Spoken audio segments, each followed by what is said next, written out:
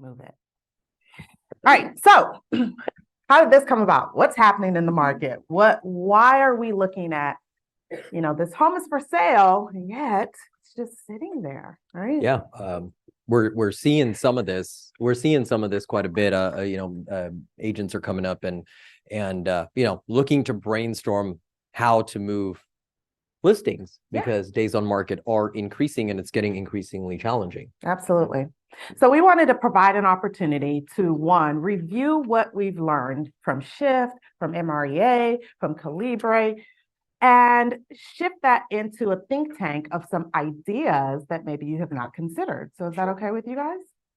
And we were talking about this yesterday, and before we even get into that, right? We were talking about how now we're into a skill-based market 100%, right? Over if you joined the industry in the last 18 months to 2 years, it's been a go speed-based market. Put a sign in the yard, line out the door, don't even get to the open house on multiple. We were dealing more with the contract and execution side of the transaction, dealing with multiple offers and dissecting that, to now this is the work. This is the things that top agents did to sell listings. Like, hey, how can, we have a listing and how can we strategically sell it? This is being skilled and honing in on your skills to actually market and sell a property. And that it's very important now.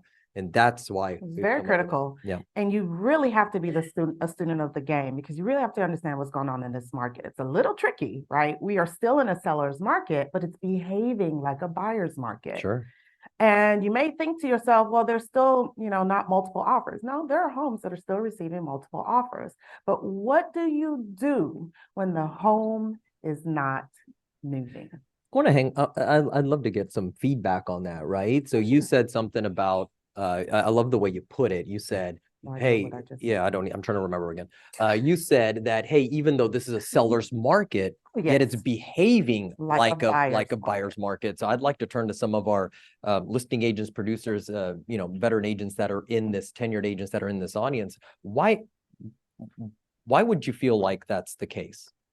Even though we're in a seller's market, that it might be behaving like a buyer's market? Share some of your experiences online as well. Well, I thought you were about to say something. Were you? I know I'm putting y'all on the spot. Some of y'all that are in here. Okay, Vamshi. Cool. All right. I have a listing which is not moving. I had multiple listings. Most of them were fine with good offers, but there are few which are not moving at all. I am hosting a broker open house this Friday, hoping to get feedback from the other agents to see how I can move it. I mean, like, I did renovation to the house, spent almost $30,000-$40,000 to make it look up to date with the market and all that stuff, but still not much going on. So I love that you brought that up, that you're doing a broker open, right? And you're bringing in colleagues to evaluate it. I would even encourage, and it's one of the tips, so we'll probably say it again, that you also just bring it in-house and have a conversation with some agents and look through what was the process, what did you go to, what does your marketing material look like, what have you been doing in those steps, and maybe they can brainstorm with you, or they will brainstorm with you other alternative ideas. But we'll jump into some more of that too. I love reviewing and coming up with creative, if y'all have not figured that out by now, creative ways to reposition your home and then relaunch it. Sure. Yeah. In some of these things, as we're trying to pinpoint why maybe the market is behaving in the manner it does, is yet, sellers haven't come to the, understanding that, hey, the market's not what it was 6 or 8 months ago even. Right. And buyers, with the challenges they're facing with interest rates and et cetera, and higher expenses, inflation, are not willing to come to the prices that the sellers are expecting to get. And so we're kind of a bit at a conundrum until there's a bit of a stabilization and realization on both ends. Right. Absolutely. So, yeah. Oh, now we got, look at that. That gave you enough time. I feel with the market, like I got one right now that's a 227. And that's a little market, it's investor, they're selling. Right. So every time someone moves out of one of her properties, she's selling it.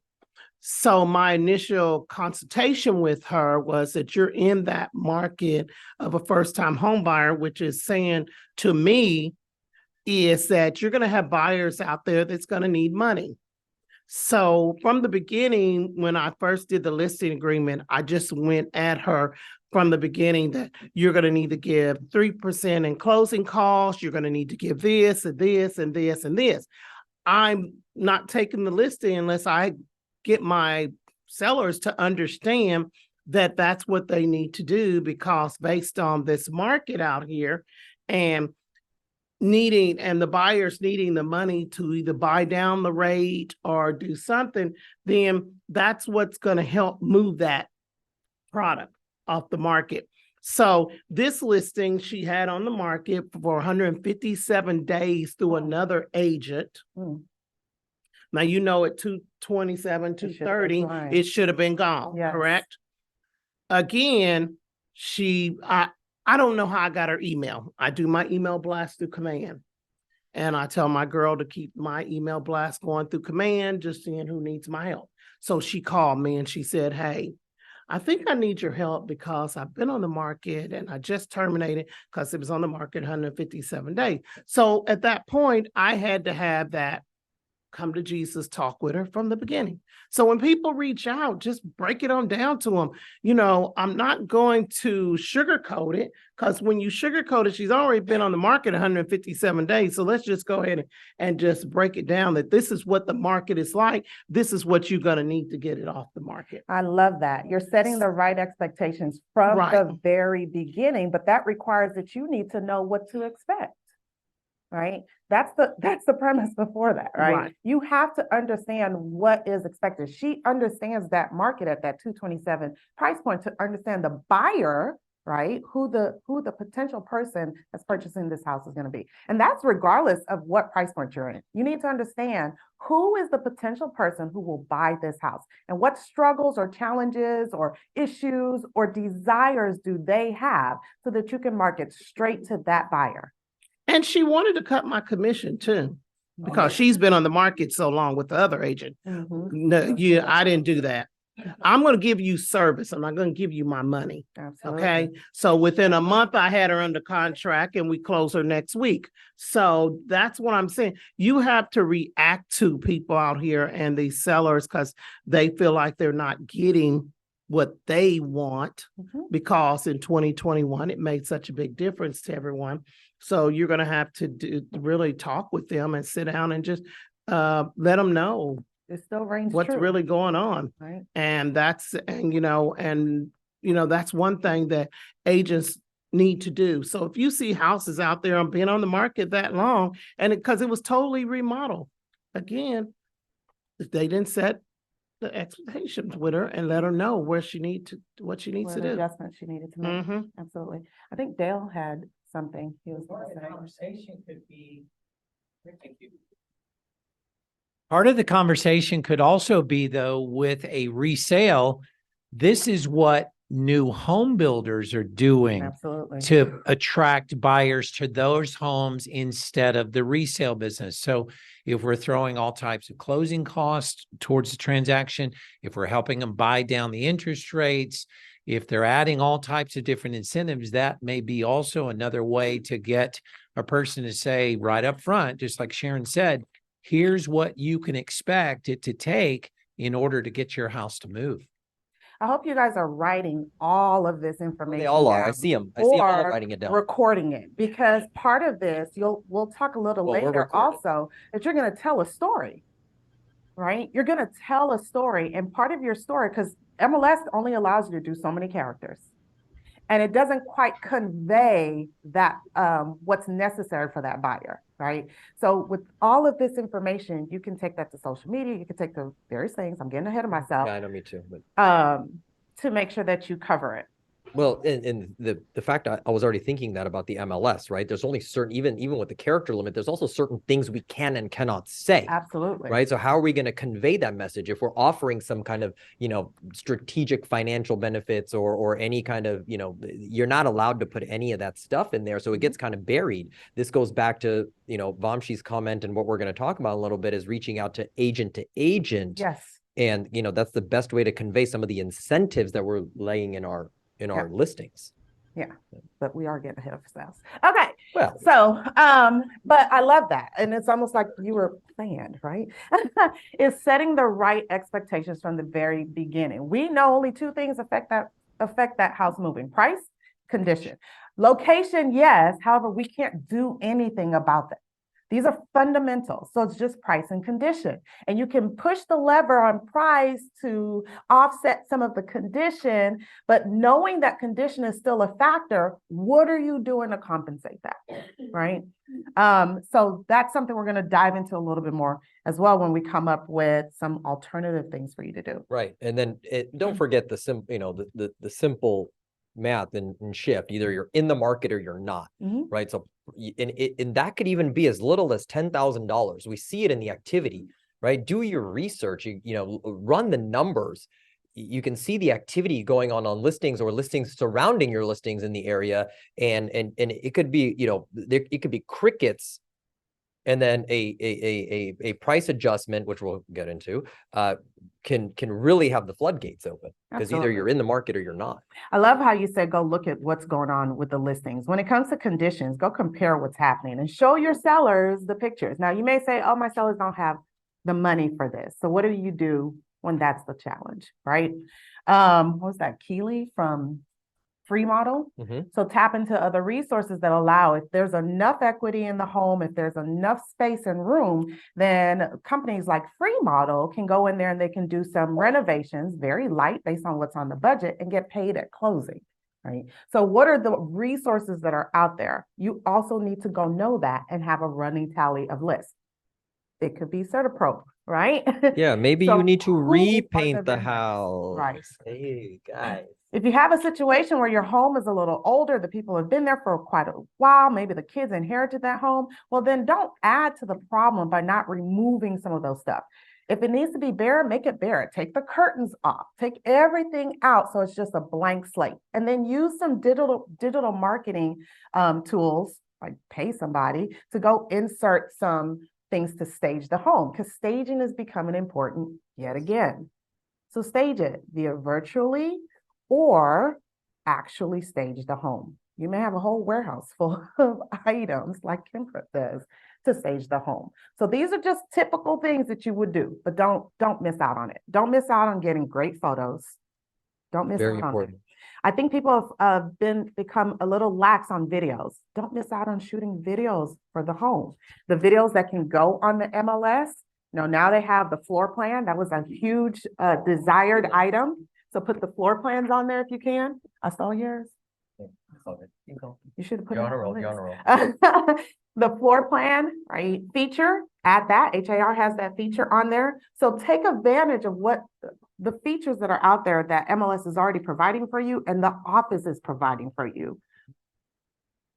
You can add drone work to that, right? Drone shots. Absolutely. Now, again, you want to be very mindful of your listing when you have drone shots, right?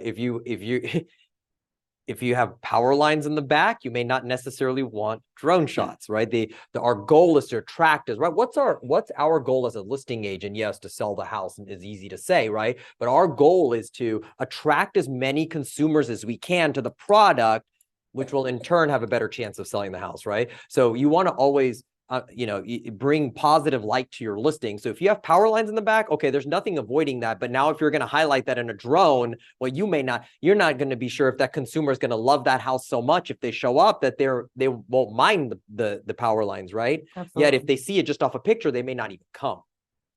I'm gonna get to you, LaDonna. I saw your thing up there. I was gonna say, be very strategic. Yeah, we're not duping anybody. Just be very strategic about it, part right? of that strategy is go door knocking. Ask the neighbors why, who comes and lives here. What's the scoop? Find out the tea about the neighborhood, and jot these things down. If you can't get any neighbor to talk to you, I don't see how not. But if they're not going to share their own information, ask them about their own neighbors. They like talking about their or neighbors. just send Robin. All right, or send Robin. But you can also go to RPR resources, right? And you can find out some information. Who are the typical people who live here? What's the demographic? So that you can build your story around that demographic. And your story should repeat itself on the MLS, on any video that you do, on any of the marketing material that you send out, on any of your posts that you do within social media. It should be the same story being shared over and over again. This is helping to build that anticipation for the home when hitting the market, or if it's been on the market, being relaunched. Okay. All right. How much time we have? Let's get into what you could do. Yep. Y'all okay with that? Oh, we already said catch them at hello. Don't forget to stage the home. Don't forget about your curb appeal. Part of that hello is understanding who would be the potential buyer. Get your professional photos, tell a story, highlight the One thing on the photos and the drones, an additional one is twilight shots. Oh, I think they yes. can be super powerful. They're very attractive. My philosophy before was to tend to kind of hold those off for like higher end or higher priced or luxury listings. I mean, these days I feel like you could use it. I think it's very attractive. Anything. And with the market tightening a little bit and you want as much, attractiveness on your listing, twilight shots. Don't overlook a good pressure washing or power washing either. It makes a difference. Even if and carpet, like actually vacuuming and having the lines, it shows up on pictures differently. I'm glad you said showing up on pictures. My big thing is also the landscaping, right? Yes, we talk about keeping it clean and new mulch and yada yada, but the biggest one to me is making sure in your shots you can actually see the home nicely. Yes. Right? Not trees right in front of the house. That's my big thing, is making sure your seller trims the trees. So in your photos, the house looks attractive and you're not looking at a bunch of trees in half the house. And just because your photographer provides you with 50 images doesn't mean you need to use all 50 of those images. Choose the one that's congruent with your story. And in your description, your agent marketing description or whatever public description, you don't have to restate what the house already has, 4 bedrooms, 5 this. You could, but you don't have to. Use this time to capture the audience, right? Okay, so there's some things. Creative ways to market. Now, this is online, right? So creating a landing page that excites the people. People think that this has kind of gone away, but more and more people are finding their homes online. So if you have a dedicated landing page for that home that doesn't have to have MLS type rules on there, right? It can help you to highlight your story. Sure. Easy way to do that now with our new updated websites is that we've actually done away with having to create your own landing pages. Most of the time they were being used on listings like the example we're giving. So you can actually pull up the listing on your branded website, right? And then use that URL as the landing page for that listing. Okay. The cool thing about it now is that now if they were to then go around and go look at anything else, guess where they are? They're on your website. Okay, so you get to capture all of that activity and whatnot, right? So that's the benefit of pulling up a listing on your branded website and using it as the landing page. All right, so tap into your email marketing power. Email is not obsolete. I love how the DS team does this. For every listing that they have, they send it out to everybody who has done business with them before, all of their friends and everything else. Email blasting is still very powerful because when people are looking, they're going to open that email. So don't forget about that. If you're afraid of that, start with a small group of people, folks who have already shown support for the things that you're doing, but blast it out via email. Command does do that for you. You just have to set it and let it run, okay? So email blast that listing. The minute you put a listing up on MLS, they say, hey, do you want us to create you a marketing package? You can utilize their marketing package. So for those of you who said, I'm not good with technology and design, great, it's already made for you. Okay, you can also go into not RPR, but the other one, and it creates a listing package. And then also Command creates that package for you. And you just send that information out. So don't miss it. As a matter of fact, it's like each one of these things should be a check mark. Do them all because it's in combination that these things have a greater power. Okay.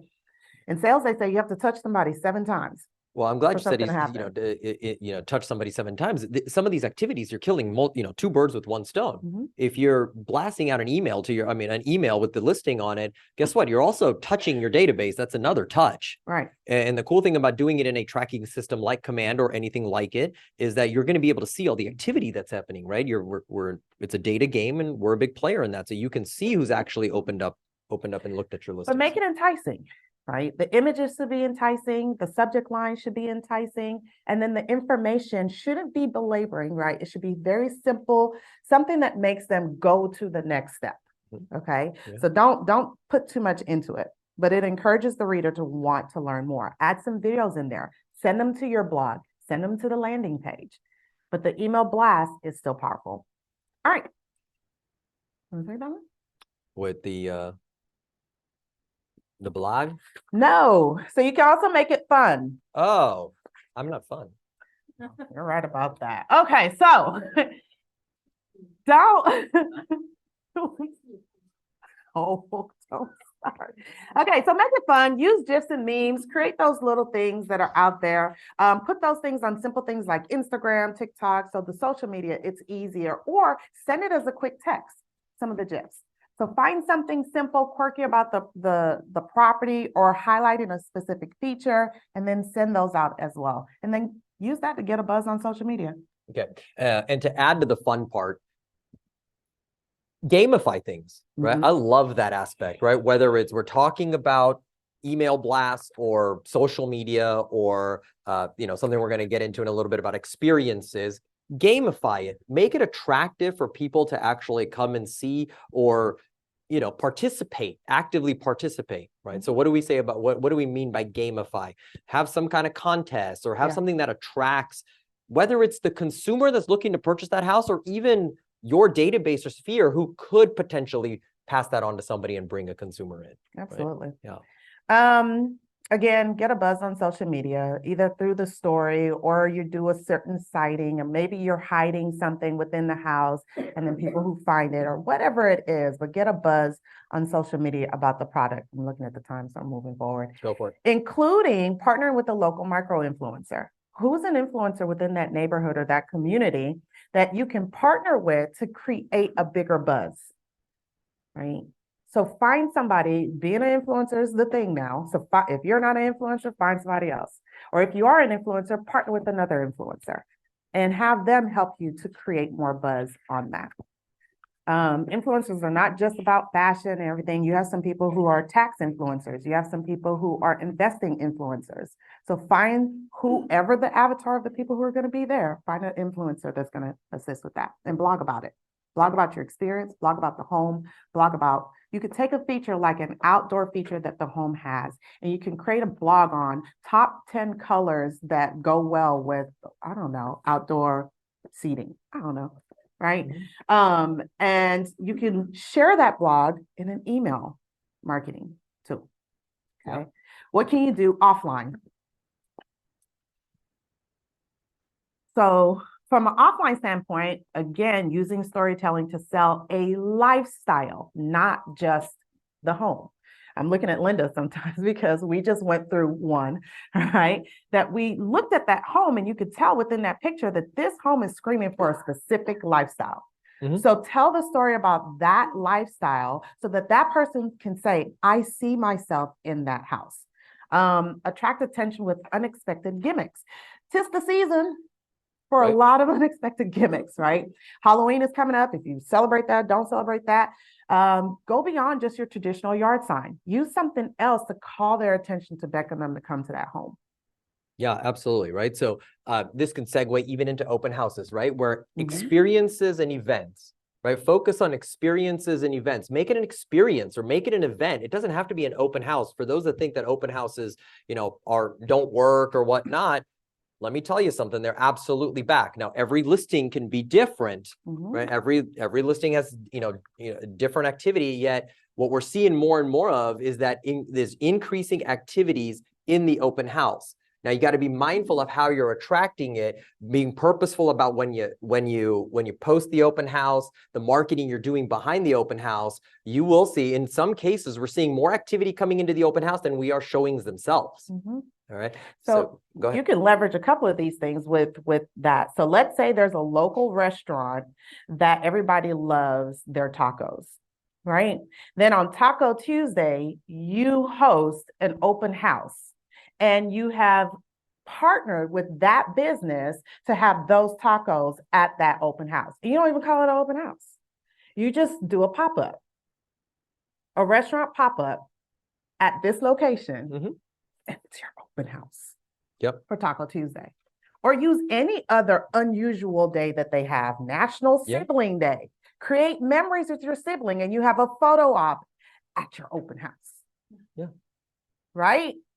So get creative and utilize what's already out there that already has people's eyes on it. Hashtag National Siblings Day. And you're offering, partnering up with the local photographer, sibling pictures. Yep. Right? 'Tis the season for that.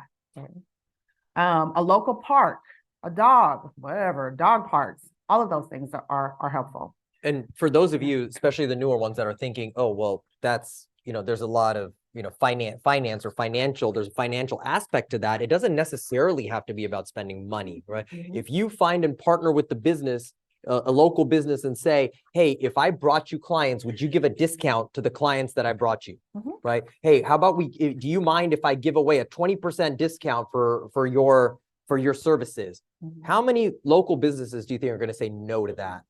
No, don't bring me business at a 10% discount or a 20% discount. Every single one of those is going to say yeah, right? Just you got to get creative in this market.